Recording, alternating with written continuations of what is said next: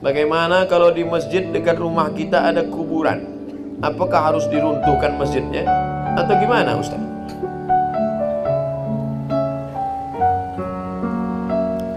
Nanti kok harus dipisahkan. Nang pertama sujud ke kubur.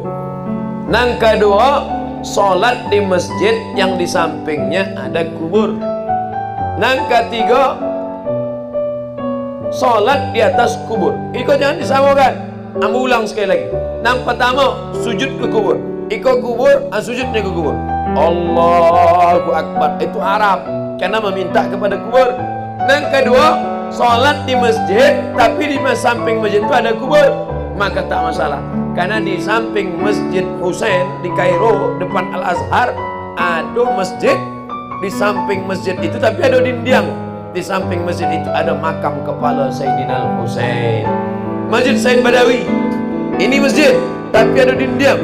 Di samping itu ada makam. Masjid Imam Syafi'i di Mesir. Di samping masjid itu ada makam Imam Syafi'i, tapi ada dinding. Maka kalau ada dinding penghalang atau ada jalan, maka boleh sholat, masjidnya tak perlu diruntuhkan.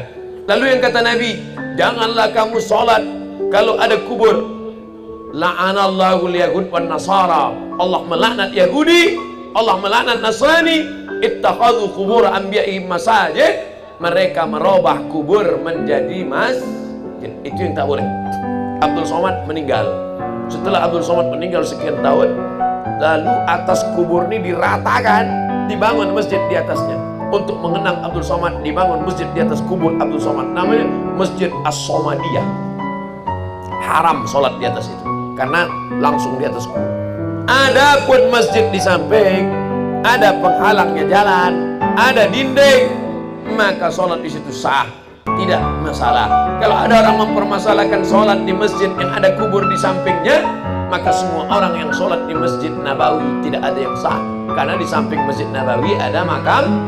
Kalau makam Nabi tidak Ustaz. Itu tidak makam Nabi sih situ. Ada makam Abu Bakar, ada makam Umar. Di situ ada 3. Makam Nabi, makam Abu Bakar, makam Umar. Jadi mesti dibedakan 3. Jalan. Kalau ada nampak tanya, bagaimana masjid awakku ada kubur? Sebenarnya dalam masalah masjid kubur itu ada 3. Apa yang 3 tu? Lupa loh. Nampak tamu, nanda boleh sujud ke kubur meminta kepada kubur. Haram. Nang kedua, solat di masjid dan di sampingnya ada kubur. Tak apa, dia ada dinding dan ada jalan. Nang ketiga, kubur diratakan, dijadikan masjid di atas. Itu yang dilaknat Allah. La'anallahu al-yahud wan nasara. Allah melaknat Yahudi dan Nasrani. Ittakhadhu qubur anbiya'ihim masajid. Karena mereka menjadikan kubur sebagai tempat sholat.